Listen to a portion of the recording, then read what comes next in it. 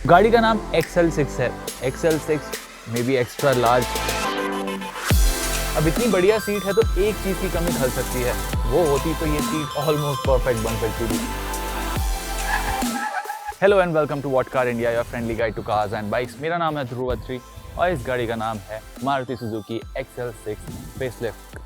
अब प्राइसिंग पहले से 1 लाख से पौने 2 लाख रुपए ज़्यादा है, लेकिन अब इस प्राइस के लिए आपको एक ज़्यादा माचो दिखने वाली गाड़ी, ज़्यादा बेटर फीचर्स और सबसे बड़ा चेंज यहाँ बॉनेट के नीचे, साथ ही साथ आपको इसमें एक 6 स्पीड का टॉर्क कन्वर्टर ऑटोमेटिक भी मिलता है। तो ढेर सारे चेंजेस हुए हैं, पर क्या ये सारे एडिशंस उस एक्स्ट्रा प्राइस को जस्टिफाई कर पाते हैं? आज के वीडियो में यही जानेंगे। Let's get going. Let's start with the looks, जो पहले से और माचो हो गई है। सामने आपको बड़ा क्रोम क्रॉस बार दिखता है जो इसके LED हेडलैम्प से जाके मिलता है। बम्पर में फॉस किड प्लेट जैसा फिनिश है। साइड में 15 की जगह अब 16 इंच के बड़े और नए एलॉय व्हील्स मिलते हैं और रगेड लुक को और एनहेंस करने के लिए आपको साइड क्लैडिंग मिलती है। रूफ रेल्स भी हैं, बट आपका चहेता feature sunroof, well not there. Rear में स्पॉइलर थोड़ा सा चेंज्ड है और थोड़ा सा चेंज्ड है इसका LED टेल लैंप, जिसमें अब आपको स्मोक्ड इफेक्ट दिखेगा। और फ्रंट की तरह ही यहाँ पे टेल गेट पर भी आपको क्रोम का इस्तेमाल दिखता है। डिमेंशंस पहले जैसे ही हैं एक्सेप्ट फॉर हाइट, जो पहले से 55 mm ज्यादा है।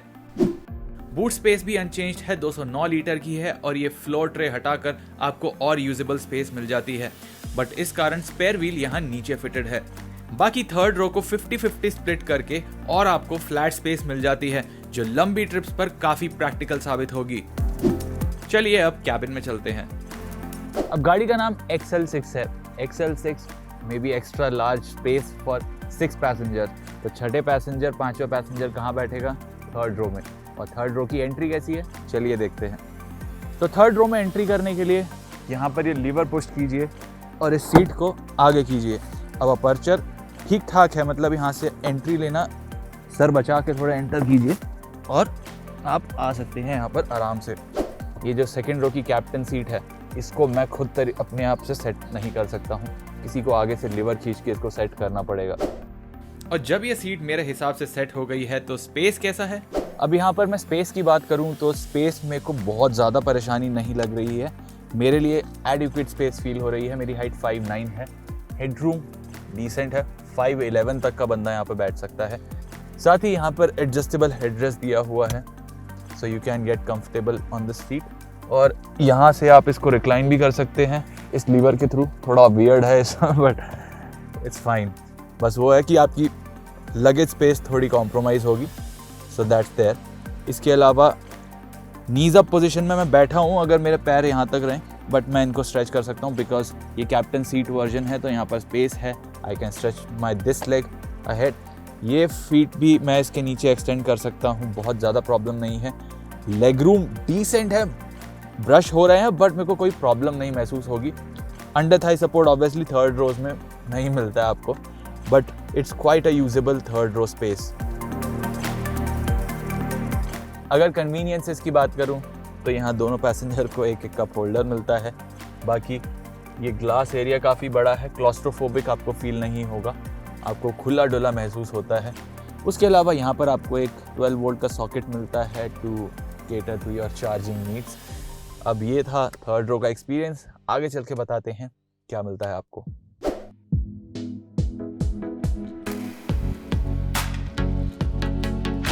XL6 की रियर रो काफ़ी स्पेशियस और कंफर्टेबल फील होती है। ये कैप्टन सीट्स का कमाल है कि आप बहुत कंफर्ट में बैठते हैं, एकदम सेट वाली फीलिंग आती है। आप थोड़ा ऊपर बैठते हैं तो आपको रोड का सामने का व्यू भी काफ़ी अच्छा दिखता है। देन ये बड़ा ग्लास एरिया आपको रूमी फील कराता है कैबिन के अंदर, despite it being an all black cabin. In seats की बात करूं तो यहाँ साइड में भी बॉस्टरिंग है, यहाँ सीट बेस में भी बॉस्टरिंग है साइड में, जो आपको काफ़ी सपोर्टिव फील देती है। और अंडर थाई सपोर्ट काफ़ी अच्छा है। मेरी हाइट 5'9" है, बट यहाँ पर 6 फीट से लंबे पैसेंजर भी बड़े आराम से बैठ पाएंगे। आप देख रहे होंगे हेडरूम कितना सारा है। और ये सीट्स, इसको आप आगे पीछे भी कर सकते हैं। इसके साथ साथ आप इसको रिक्लाइन भी कर सकते हैं। और ये आपको आर्मरेस्ट तो मिलता ही है, तो इससे आप काफ़ी लंबी जर्नीज यहाँ पर बड़े आराम से काट पाएंगे। आपके कंफर्ट और कन्वीनियंस के लिए यहाँ पर एक एसी यूनिट है। ये सेपरेट एसी यूनिट है, वहाँ से सामने से हवा नहीं आती है, यहाँ पर सेपरेट इसको कूलिंग मिलती है और आपके फेस पर हवा आती है, तो ये काफ़ी अच्छा फील होता है। देन यहाँ पर आपको एक बॉटल होल्डर मिलता है, साइड में मैगजीन होल्डर है। इन सीट बैक पॉकेट्स में आप सामान रख सकते हैं और यहाँ पर आपको 12 वोल्ट सॉकेट मिलता है। इसके अलावा नीचे एक स्पेस है जहाँ पर आप फ़ोन वगैरह रख सकते हैं। So it's quite a place to be in अगर आप रोड ट्रिप्स पर जाना चाहते हैं तो। अब इतनी बढ़िया सीट है तो एक चीज़ की कमी खल सकती है, वो होती तो ये सीट ऑलमोस्ट परफेक्ट बन सकती थी, वो है वेंटिलेशन फंक्शन। हाँ, ये आपको फिलहाल उस सेगमेंट की किसी गाड़ी में नहीं मिलता है, लेकिन मारुति की फ्लैगशिप गाड़ी है, अगर दे देते तो बेटर लगता। ये सिर्फ अभी फ्रंट पैसेंजर्स को मिलता है। जनरली सभी गाड़ियों में मोस्टली फ्रंट सीट्स में ही आपको ये फंक्शन मिलता है, मतलब आपके शॉफर को ये आराम मिलेगा, रियर में बैठे सेठ को नहीं। यहाँ मैनुअल सनब्लाइंड या फिर कप होल्डर भी मिल जाते तो यहाँ का एक्सपीरियंस एक लेवल ऊपर हो जाता। चलिए अब जरा ड्राइवर सीट पर चलता हूँ। नया इंजन है with dual variable valve timing and dual jet technology. क्या क्या है ये और काम कैसे करता है, how is it to drive, चलिए बताते हैं।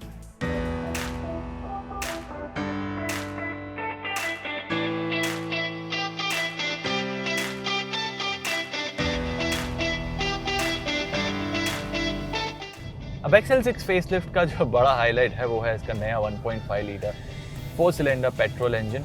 अब ये एक मल्टी जेट यूनिट है, यानी इसमें एक इंजेक्टर की जगह 2 इंजेक्टर्स लगे हैं पर सिलेंडर, जिससे मारुति का कहना है बेटर कंबशन होती है, जिसका रिजल्ट होता है better efficiency and better performance.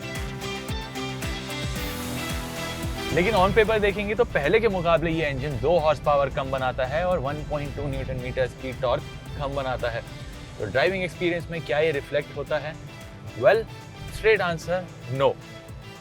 गाड़ी काफ़ी बढ़िया तरीके से पिकअप करती है, क्लच काफ़ी लाइट है, अभी फिलहाल मैं मैनुअल चला रहा हूँ इसका, और स्पीड्स बिल्डअप करने के लिए आपको बहुत ज़्यादा एफर्ट नहीं डालना पड़ता है। क्रूजिंग स्पीड्स पर भी आप आराम से आ जाते हैं। मैं फिलहाल 5th गियर में हूँ और इस समय गाड़ी 80 के आसपास चल रही है और 2000 आरपीएम के आसपास इसकी टकोमीटर में नीडल हॉवर कर रही है। और ये इंजन काफ़ी ट्रैक्टेबल भी है। इसको आप एक गियर हायर लेकर भी जाएंगे ना, अगर आप 20 की स्पीड पर तीसरा गियर लेकर कहीं चले जाएं तो आपको डाउन शिफ्ट करने की ज़रूरत नहीं पड़ती है। इंजन ऐसे स्ट्रगल नहीं करता है, तो काफ़ी ट्रैक्टेबल है। तो सिटी यूज़ में ये गाड़ी बहुत बढ़िया चलाने लगेगी आपको। आप 1000 आरपीएम से भी इस गाड़ी को उठा सकते हैं और ये इंजन स्मूथ बना रहता है। इस 5 स्पीड मैनुअल के थ्रोज भी काफ़ी स्मूथ हैं और प्रिसाइज हैं, और तो और क्लच भी काफ़ी लाइट है, which enhances the driving experience further. हालांकि अगर आपको एक क्विक मूव ऑन चाहिए या फिर आपको किसी को ओवरटेक करना है तो ऑब्वियसली वहाँ पर ये इंजन आपको थोड़ा निराश कर सकता है। उसके लिए आपको डाउन शिफ्ट करना पड़ेगा। और अगर आप ऑटोमेटिक चला रहे हैं, फिलहाल मैं ऑटोमेटिक नहीं चला रहा हूँ, ऑटोमेटिक में भी जाएंगे, आपको बताएंगे उसका एक्सपीरियंस कैसा है, तो वहाँ पर आपको पैडल शिफ्टर्स मिलते हैं। लेकिन यहाँ पर आप मैन्युअली डाउन शिफ्ट करिए and you can make the move. But push करने पर ये इंजन कैबिन में सुनाई देता है। अब ये तो हुई 5 स्पीड मैनुअल की बात। अब इसमें आपको 6 स्पीड टॉर्क कन्वर्टर ऑटोमेटिक मिलता है जो आइसिन ने बनाया है।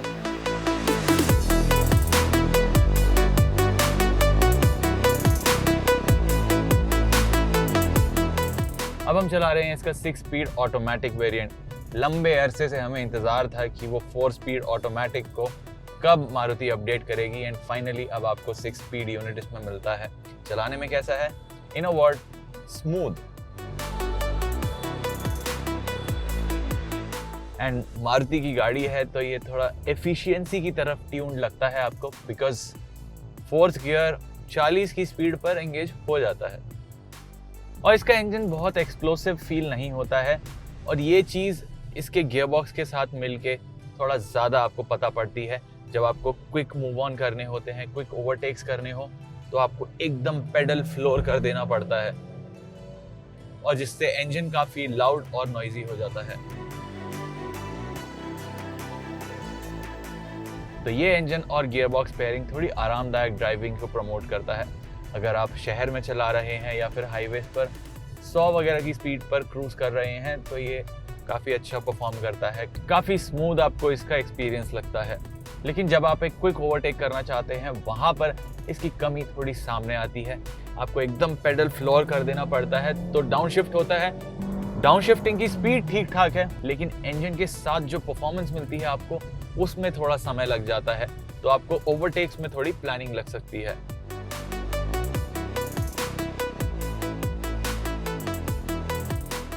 और ये चीज आपको तब शायद ज्यादा खलेगी जब आप फुल हाउस के साथ चला रहे हैं और उनके लगेज के साथ चला रहे हैं। हाँ, आप गियर शिफ्टिंग की कमान अपने हाथ में ले सकते हैं। इसमें मैनुअल मोड भी आता है। यहाँ से मैनुअल मोड डला और यहाँ पर आपको पैडल शिफ्टर्स मिलते हैं। तब भी आपको पैडल थोड़ा फ्लोर तो करना पड़ता है। इस ऑटोमेटिक वर्जन को 0 से 100 kph करने में 18 सेकंड्स लगे, जो किसी भी मेट्रिक से काफ़ी स्लो है। ये प्री फेसलिफ्ट अर्टिगा के 13.95 सेकंड टाइम से भी काफ़ी पीछे है।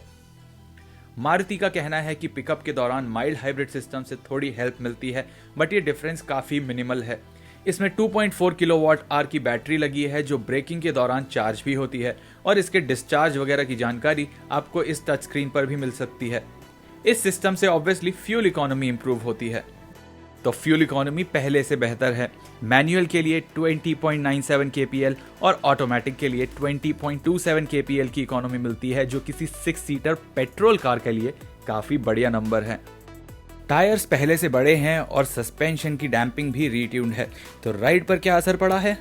राइड क्वालिटी की बात करूँ तो काफ़ी मैच्योर है। खराब रास्ते आप आराम से कवर कर पाते हैं। आपको वो कैबिन में पता नहीं चलते हैं, थोड़ी बहुत थर्ड की आवाज़ सुनाई देगी, बट दैट्स अबाउट इट। आप गाड़ी कंपोजर लूज नहीं करती है।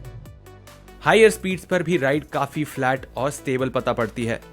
अब वैसे तो ये गाड़ी कोई कॉर्नर कार्विंग मशीन नहीं है, एमपीवी है, पीपल मूवर है, आपकी फैमिली के लिए ये गाड़ी है। बट आप पहाड़ों में जाएंगे तो आपको इसके साथ बहुत ज़्यादा कोई कॉम्प्रोमाइज़ नहीं करना पड़ेगा। आपको इसकी लिमिट्स में ध्यान रख के चलाएंगे तो आप डिसेंट तरीके से पेस मेंटेन करके चला पाएंगे गाड़ी। बाकी सेफ्टी की बात करूँ तो इसमें अब आपको साइड एयरबैग्स भी मिलते हैं, बट वो सिर्फ फ्रंट पैसेंजर के लिए हैं। तो यहाँ पर डुअल एयरबैग्स, यहाँ साइड एयरबैग्स। रियर एयरबैग्स नहीं मिलते हैं, वो आपको बलेनो में ज़रूर मिलते हैं। फिलहाल ग्लोबल एनकैप ने इस गाड़ी को टेस्ट नहीं किया है, लेकिन इसकी सिबलिंग अर्टिगा का पिछला मॉडल जो अभी रिसेंटली लॉन्च हुआ है, उससे पहले वाला जो मॉडल था वो उन्होंने टेस्ट किया था और उसे मिली थी 4 स्टार की क्रैश टेस्ट रेटिंग। बट ये याद दिला दूँ कि इस साल ये टेस्ट और स्ट्रिंजेंट होने वाले हैं।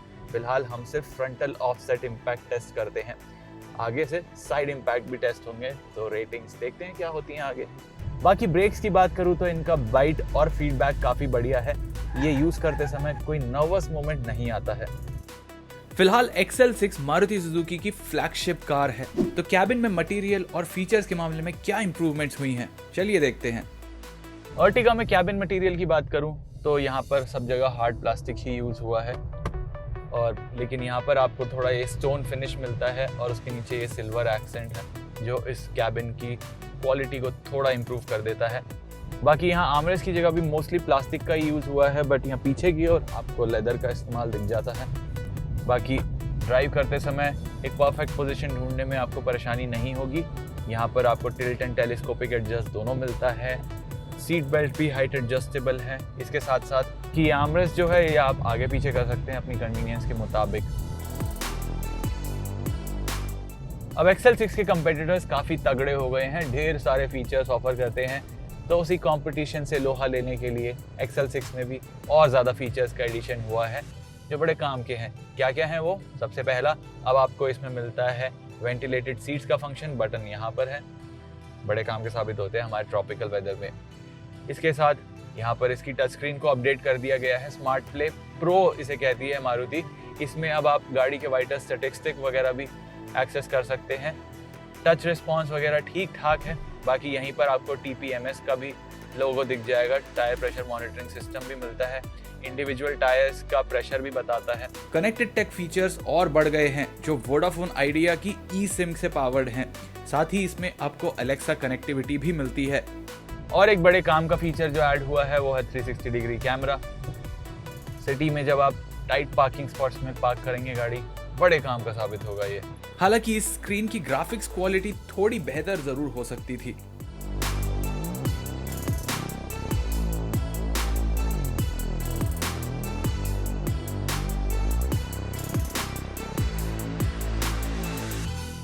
बाकी प्रैक्टिकलिटी के मामले में ढेर सारी स्टोरेज स्पेसेस मिलती हैं। यहाँ पर आपको कूल्ड कप होल्डर मिलता है, यहाँ पर फ़ोन रखने की जगह है। वायरलेस चार्जिंग पैड मिल जाता तो बेहतर होता। बाकी वहाँ पर एक 12 वोल्ट का सॉकेट है, एक USB सॉकेट है। गाड़ी में ओवरऑल सिर्फ एक USB सॉकेट है। इसके अलावा डोर पॉकेट्स काफ़ी बड़ी हैं, वहाँ पर बॉटल होल्ड करने की बहुत जगह है। वहाँ 2 लीटर की बॉटल बड़े आराम से फिट हो सकती है। बाकी यहाँ आर्मरेस्ट के नीचे और यहाँ पर भी आपको स्टोरेज स्पेस मिलता है to hold your parking tickets या फिर टोल रिसीट्स वगैरह। मारुति XL6 की प्राइसेस 11.29 लाख से स्टार्ट होती हैं, जो अर्टिगा या फिर कैरेंस की एंट्री लेवल प्राइसिंग से काफ़ी ज़्यादा हैं। लेकिन अच्छी बात यह है कि इसमें एज स्टैंडर्ड कई कन्वीनियंस और सेफ्टी फीचर्स मिल रहे हैं। बस परफॉर्मेंस थोड़ी फीकी पता पड़ती है। इसके बावजूद ये अपनी एक्स्ट्रा कीमत ज़रूर जस्टिफाई करती है, जिससे ये पहले के मुकाबले एक बेटर फैमिली कार है।